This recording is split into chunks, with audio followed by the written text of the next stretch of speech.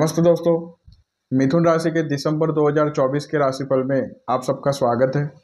राशिफल शुरू करने से पहले इस महीने की ग्रह स्थिति के बारे में जान लेते हैं। इस महीने चंद्रमा अपना गोचर वृश्चिक राशि से प्रारंभ करेंगे। मंगल आपके दूसरे भाव में नीच के रहेंगे और 6 दिसंबर से ये वक्री हो जाएंगे। बुध आपके छठे भाव में गोचर करेंगे और 15 दिसंबर से ये मार्गी हो जाएंगे। बृहस्पति आपके द्वादश भाव में रहेंगे। शुक्र 2 दिसंबर से आपके अष्टम भाव में गोचर करेंगे और 28 दिसंबर को ये आपके नवम भाव में चले जाएंगे। शनि आपके नवम भाव में रहेंगे। सूर्य 14 दिसंबर तक आपके छठे भाव में रहेंगे और 15 दिसंबर से ये आपके सप्तम भाव में चले जाएंगे। राहु आपके दसम भाव में रहेंगे और केतु आपके चतुर्थ भाव में रहेंगे। सबसे पहले आपके स्वास्थ्य की बात करते हैं तो आपके षष्ठेश मंगल द्वितीय भाव में नीच के रहेंगे और 6 दिसंबर से वक्री हो जाएंगे। आपके लग्नेश बुध आपके छठे भाव में रहेंगे और 15 दिसंबर से ये मार्गी रहेंगे और 14 दिसंबर तक सूर्य बुध की युति भी छठे भाव में रहेंगी। तो इस महीने आपके स्वास्थ्य हानि के योग बन रहे हैं। आपके स्वास्थ्य की हानि होगी। इस समय आपको आंखों से संबंधित रोग, मुख से संबंधित रोग हो सकते हैं।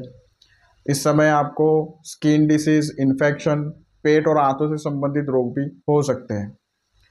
अब बात करते हैं आपकी शिक्षा के बारे में। तो आपके पंचमे शुक्र 2 दिसंबर से आपके अष्टम भाव में चले जाएंगे और 28 दिसंबर तक अष्टम भाव में रहेंगे। उसके बाद ये नवम भाव में चले जाएंगे। पंचम भाव पर मंगल की चतुर्थ दृष्टि भी रहेगी और छठे भाव में सूर्य 14 दिसंबर तक बुध के साथ युति में रहेंगे। उसके बाद 15 दिसंबर को सूर्य आपके सप्तम भाव में चले जाएंगे। विद्या के कारक बृहस्पति आपके द्वादश भाव में रहेंगे और केतु की दृष्टि से पीड़ित भी रहेंगे। तो इस महीने स्टूडेंट्स को एजुकेशन में बाधाएं बढ़ेंगी। इस समय कंसंट्रेशन लेवल लूज होगा। हालांकि जो कॉम्पिटिटिव एग्जाम की तैयारी कर रहे स्टूडेंट्स हैं उनको 14 दिसंबर तक यहाँ पर सफलता मिल सकती है। अब बात करते हैं आपके कार्यक्षेत्र, व्यापार और नौकरी के बारे में। तो आपके 10वें बृहस्पति आपके द्वादश भाव में केतु की दृष्टि में है और दसम भाव में राहु यहाँ पर स्थित रहेंगे और आपके लाभेश मंगल दूसरे भाव में नीच के रहेंगे। तो आपके छठे भाव पर सूर्य बुध की युति 14 दिसंबर तक रहेगी। 15 दिसंबर को सूर्य आपके सप्तम भाव में चले जाएंगे और छठे भाव पर बुध 15 दिसंबर से मार्गी हो जाएंगे। तो इस महीने सरकारी नौकरी पेशा लोगों के लिए ये समय अच्छा रहेगा। इस समय उनकी पदोन्नति भी हो सकती है और बड़ी जिम्मेदारी भी मिल सकती है। काम कारोबार की बात करें तो काम कारोबार में परिस्थितियां प्रतिकूल रहेगी। कार्य क्षेत्र में आपको तनाव देखने को मिलेगा और इस महीने आप कार्य क्षेत्र में कोई बड़ा डिसीजन ले सकते हैं और 15 दिसंबर के बाद से कार्य क्षेत्र में सकारात्मक बदलाव देखने को मिल सकते हैं। अब बात करते हैं आपके रिश्तों के बारे में। तो आपके सप्तमेश बृहस्पति आपके द्वादश भाव में रहेंगे, केतु की दृष्टि से पीड़ित भी रहेंगे और आपके चतुर्थेश बुध आपके छठे भाव में सूर्य के साथ रहेंगे 14 दिसंबर तक और सूर्य फिर सप्तम भाव में चले जाएंगे। तो आपके सप्तम भाव में सूर्य 15 दिसंबर से गोचर करेंगे। तो इस महीने आपका वैवाहिक जीवन प्रभावित हो रहा है।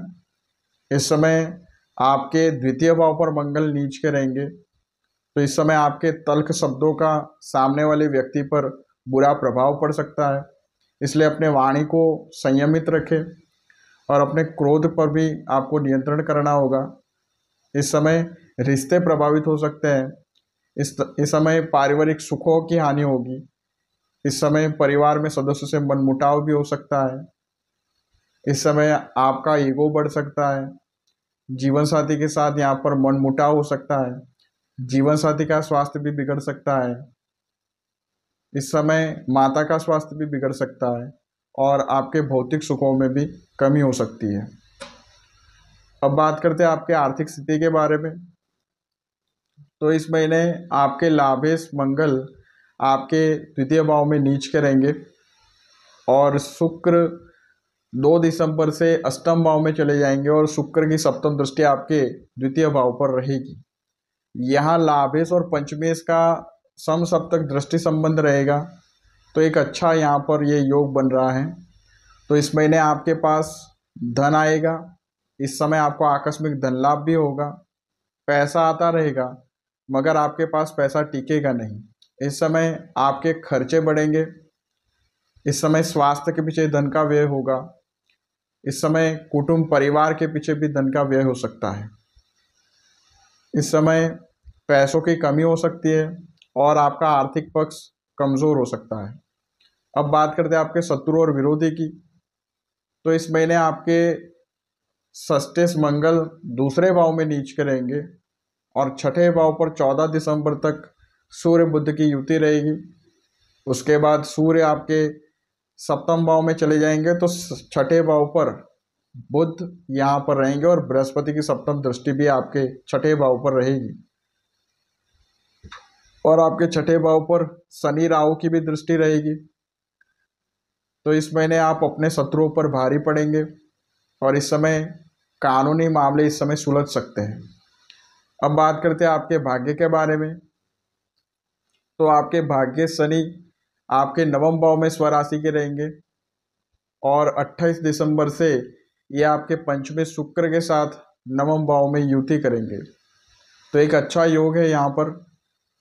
उसके अलावा आपके लग्नेश बुध आपके छठे भाव में है, ये एक वीक पॉइंट है और यहाँ पर आपके बृहस्पति भी दशमेश और सप्तमेश होकर के द्वादश भाव में है, ये भी एक वीक पॉइंट है। तो यहाँ आपको सिर्फ शनि शुक्र की युति का यहाँ पर अच्छा बेनिफिट देखने को मिलेगा और शनि अपने स्वराशि में नवम भाव में रहेंगे, इसका भी बेनिफिट मिलेगा। बाकी के मंगल यहाँ पे नीच के है और आपके योग कारक ग्रह बुध और शुक्र यहाँ पर इस समय प्रतिकूल स्थिति में रहेंगे। शुक्र 28 दिसंबर तक आपके अष्टम भाव में रहेंगे, उसके बाद जा कर के ये आपको बेटर रिजल्ट दे पाएंगे। तो आपको भाग्य का 60% साथ ही मिलेगा। अब बात करते हैं ध्यान रखने योग्य बातों के बारे में।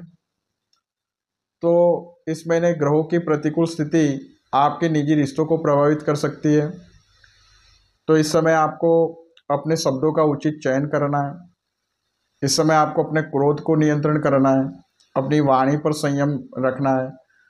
इस समय आपके जीवन साथी का स्वास्थ्य भी प्रभावित हो सकता है।